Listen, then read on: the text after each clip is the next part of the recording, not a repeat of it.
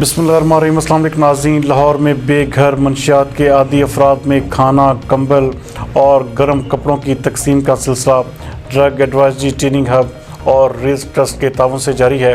ہمارے نمائندہ خصوصی احمد بلال بلوچ کے مطابق کنسلٹنٹ انسداد منشیات مہم Syed Zulfiqar Hussain Shah, senior registrar doctor Shoaib, incharge school programme Syed Mohsin اور نثار حسین نے کھانا اور گرم کپڑے نشے کے عادی افراد میں تقسیم کیے۔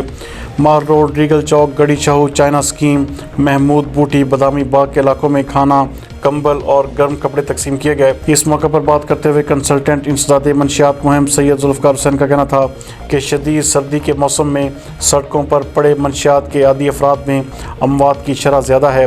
بے گھر نشے کے عادی افراد تین ماہ اپنے کپڑے تبدیل نہیں کرتے۔ انہوں نے کہا کہ خوراک کی کمی، منشیات کی عدم دستیابی اور زیادہ مقدار اموات کی وجہ بنتی ہے۔ شہر میں بے گھر پڑے منشیات کے عادی افراد کو کھانے اور پانی کی فراہمی کا سلسلہ بھی جاری ہے۔ انہوں نے کہا کہ شہر کے 120 مقامات پر منشیات کے عادی افراد بری حالت میں رہ رہے ہیں۔ 50 سے زائد مقامات انتہائی اہم ہیں جہاں خواتین بھی سر عام منشیات کا استعمال کر رہی ہیں۔ اس موقع پر ان کا مزید کہنا تھا کہ سرکاری ہسپتالوں میں نشے کے عادی افراد کے داخل اور علاج نہ ہونے کی وجہ سے زیادہ تعداد سڑکوں، فٹ پاتھوں میں بھی اضافہ ہوا ہے۔